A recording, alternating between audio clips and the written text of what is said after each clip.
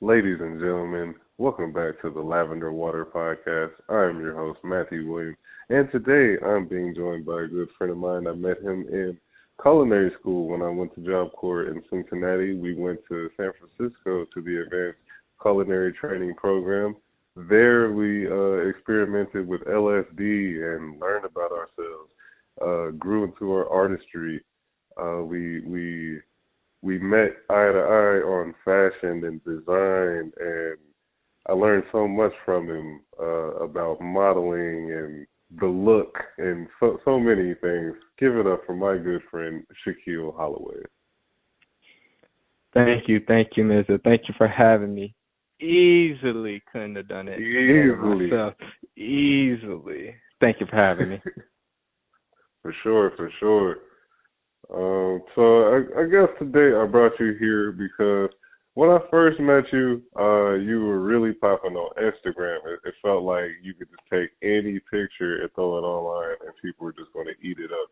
And it's like you got a passion for design, color, just all around things that have to do with the eye and aesthetic. And I just want you to shed some light and throw some game to the people about these kind of things. um, anyone can have quote unquote the eye. Are you born with it? I would like to say, but it is self-taught and it is through the blood, the rejections, you know what I'm saying? Um, I just personally, I like, and just a little bit about myself, photographer, model through college, did a lot of graphic design work, a lot of creative design work. I was a part of a very social entertainment group. We were called the Fashion Gods for a lot of through the 2010s, 2015, and Yeah. out of that group, I was mostly the creative director. I did a lot of the I don't know, just a lot of graphic design pieces. I was the poster boy for a good chunk of that time. They liked my look, and like a little bit of you said, just one of the photographers would just always, his name was Sonny North, he always just, if I threw on a white tee, it'd just be like, you make that look good. So I took that calling and ran with it. So just a little bit about myself. And when you look at something, right? Let's say let me just a coffee mug, right? And when you have a certain lighting and you have a certain angle, because it's all about angles, it's all about how you look at something, how you really bring it out. You make people want to attract to it. And you can bounce off there. You can vouch for this during the early Instagram days. The early 2013s when Instagram first popped out. It was a lot of trends. It was the black and white photos, the GTA looking photos coming from your Android or something from it's not quality. And you see certain trends nowadays. Now I'm noticing people are doing the automatic voices and the black screens. That doesn't catch the eye. And I like to think of that to like insecurities, but who am I? But when you, especially on the internet scene, you always want something to catch your eye. It's oversaturated. Everyone's doing the same thing. You want something to stand out, whether that's the full Gucci fit with the pinky ring, you know what I'm saying, or just the white tee, shorts, and the dad hat. You want it to just look nice. Personally, I just think I don't like fashion. Let me tell you this now. I consider myself a fashion designer, from do better just to the little design pieces I think of and I try to sketch down. I don't like to say I'm high fashion. I like to say style, and my personal style just makes things pop, or just makes things you want to look at it. You want to look at me. Forget the physical attraction, forget the other pieces. I want to put out stuff on the internet that looks nice. I don't want to just say that, oh, I just want to post something for today, you know what I'm saying? Or I just want to have an inspirational quote on my Instagram. I want my Instagram to look nice. I want my marketing or my anything that's tied to my name, I want it to look nice. And it looks like you put time into it. If you're going to the corner store, you know, and our adventures in San Francisco really did brighten my eyes with a lot of things that, you know, I would wake up and be like, what am I going to do today? I'm going to skate down Mission Street and I'm going to, wow, look at this corner store, man. And I'm just going to ask somebody, take this photo and I'm going to work it. And I want it to look nice. I'm not about to just, you take 3 photos and I'm just going to post that and then just, you know, flex it, whoop, whoop.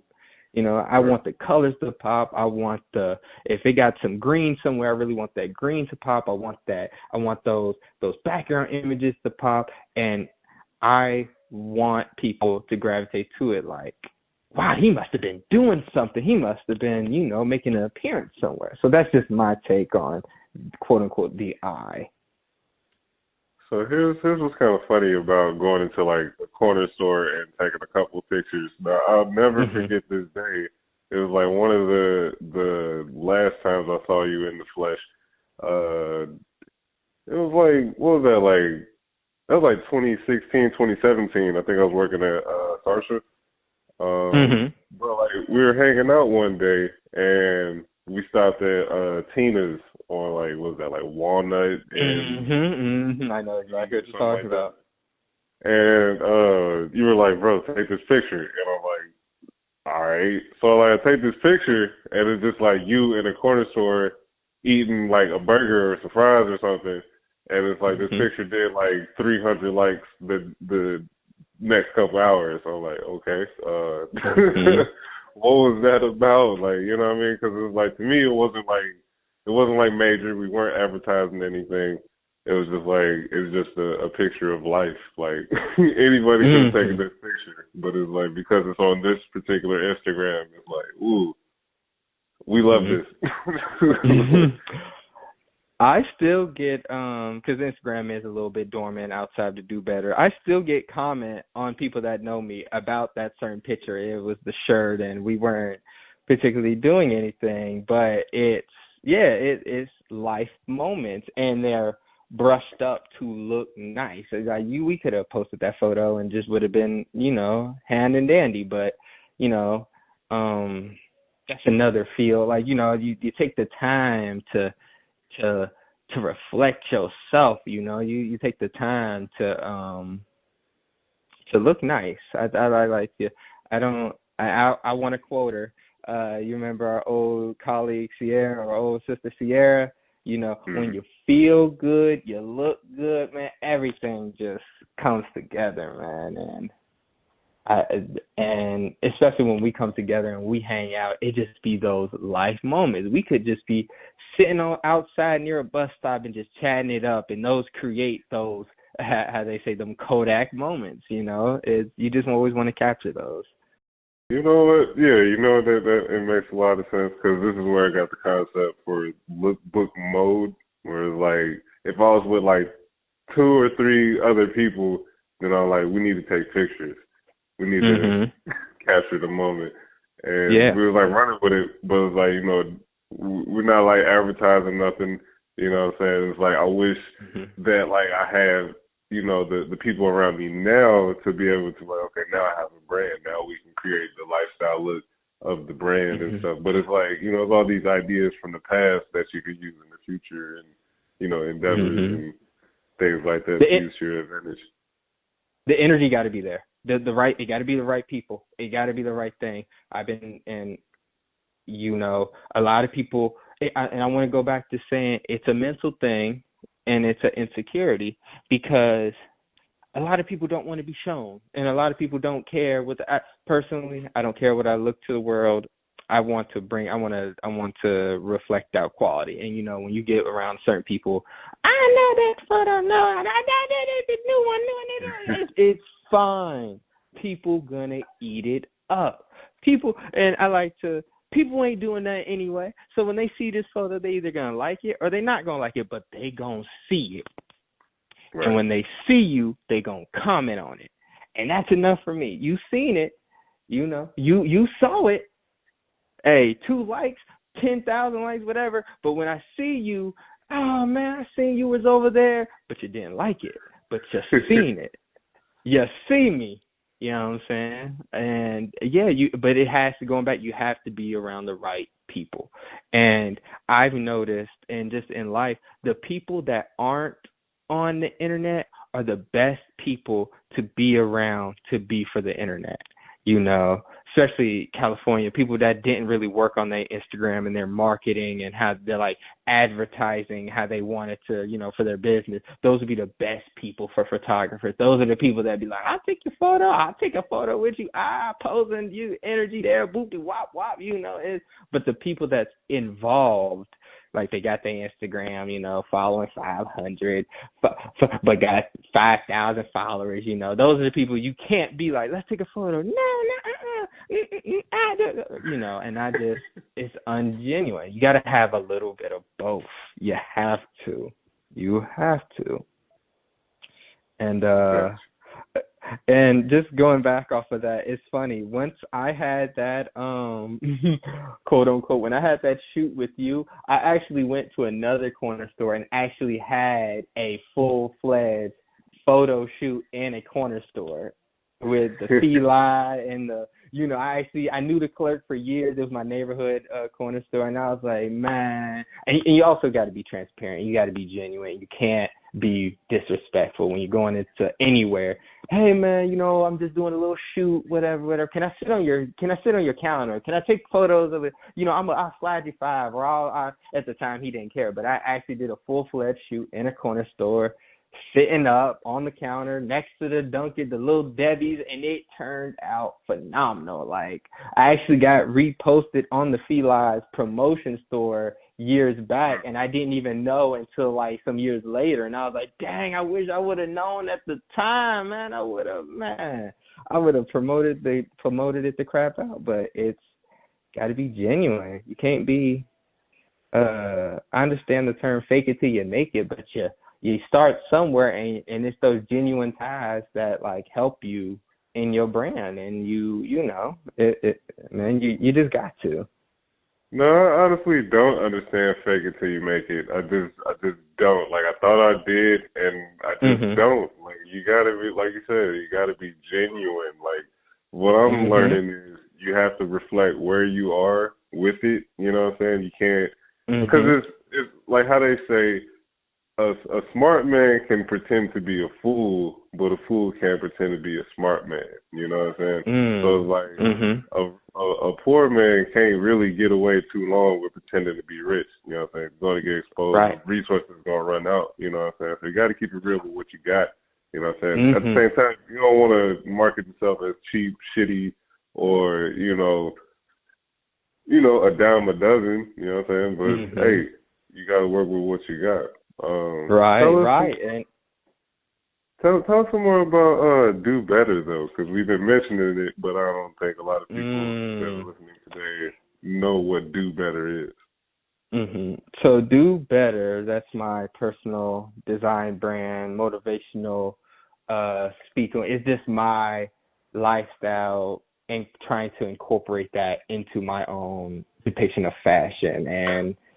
And anytime you see me, I'll like, you got to do better. I'll say that to myself, but that's a universal brand. Everyone, man, you got to do better. And it translated into mostly a lot of designs, more a lot of artistic. I don't know how to drawings. First of all, it started out at me drunk at a party.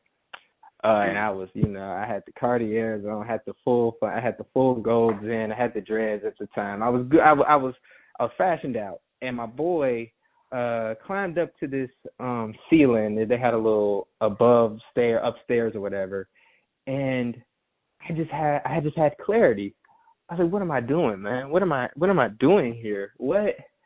I was at a point in my life. I was fresh out of Job Corps, and I didn't utilize the path I didn't walk into the path I was supposed to. I was ignoring blessings. I wasn't, I was doing stuff that I shouldn't have been doing.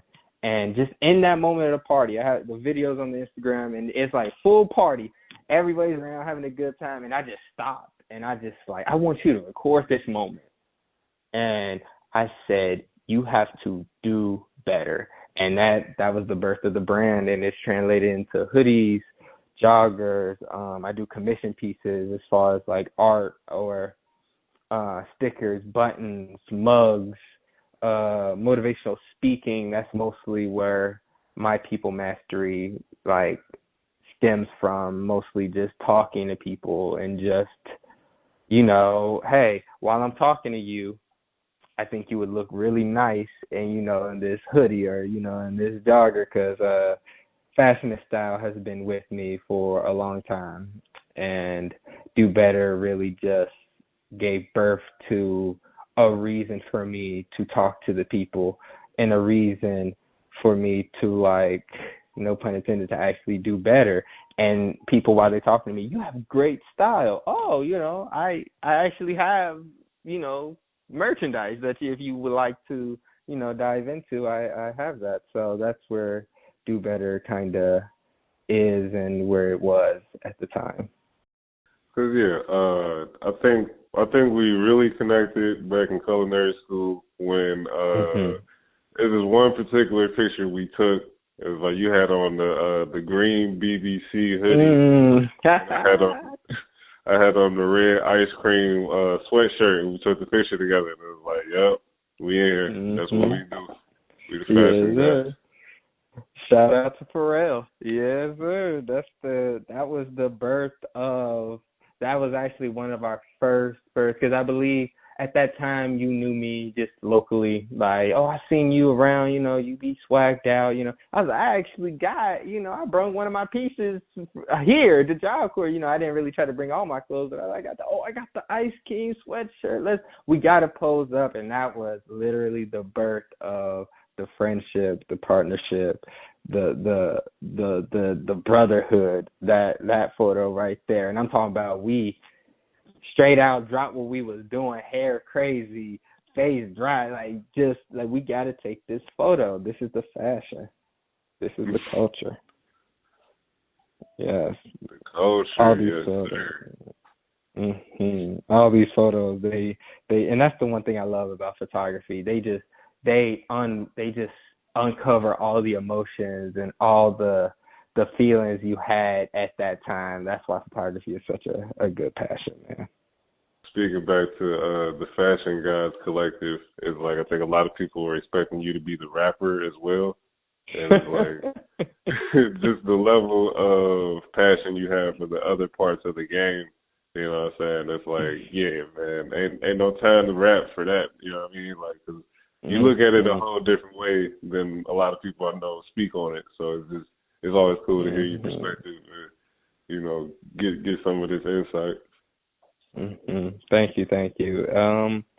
Local Cincinnati music scene, I was very embedded to its roots. Outside of the Fashion Guys, I'm talking about it went a culinary collective. It went from the YMBs, the Insomniacs, Jay Lee, Juice Crew. I've been a part of a lot of projects within the city as far as the music scene. And and people expected me, do you rap? No. I've been asked many times, just hop on the ad libs, just throw something in. That's just not me. And that's just one thing I never wanted for myself, I can say I'm an artist and a poet, but as far as the music scene, I leave it to the real craftsmen, the real passionate folks, and I'll make you look nice. I'll do your photography, or I'll do your creative directory, but that was just never me. But a lot of people did. Where's the tracks? Yeah, you like Virgil, man. Not saying shout out R.I.P to the great, man.